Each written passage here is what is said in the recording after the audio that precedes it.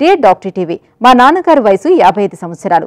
ఆయన ఎప్పుడు ఫిట్ గా ఆరోగ్యంగానే ఉంటారు. కానీ కొన్ని రోజులుగా ఆయాసం ఎక్కువగా వస్తుందని, ఒక్కోసారి ఊపిరి తీసుకోవడానికి కూడా ఇబ్బంది పడుతున్నారు. మా నాన్నగారు వెయిట్ లాస్ అవుతున్నారు. అలాగే నీరసంగా ఉందంటున్నారు. మా నాన్నగారికి ఉన్న సమస్య ఏమిటి? ఇప్పుడు మేము మా నాన్నగారి ఆరోగ్యం పట్ల ఎటువంటి జాగ్రత్తలు తీసుకోవాలి, ఎటువంటి పరీక్షలు చేయించాలి, సలహా ఇవ్వండి అని అడుగుతున్నారు. ఈ ప్రశ్నకు డాక్టర్ గా సమాధానం ఇప్పుడు తెలుసుకుందాం. See, 55 years అనేది జనరల్లీ యాక్టివ్ ఏజ్.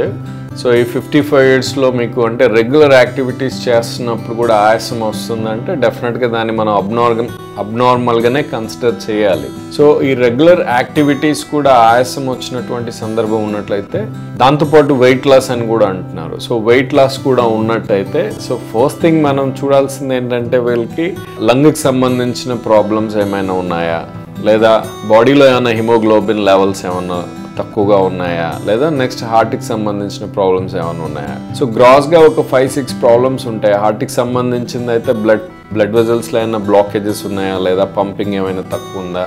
లంగ్కి సంబంధించింది అయితే airway block, chronic obstructive airway disease అని అంటాం, అదేమైనా ఉందా.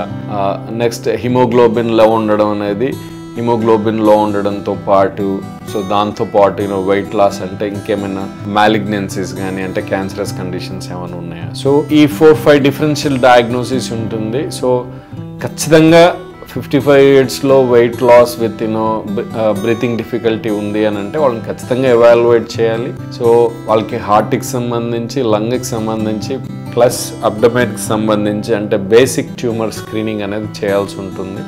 ఒకసారి తీసుకెళ్ళి ఫిజిషియన్కి చూపించి అవన్నీ చేయించుకుంటే మంచిది.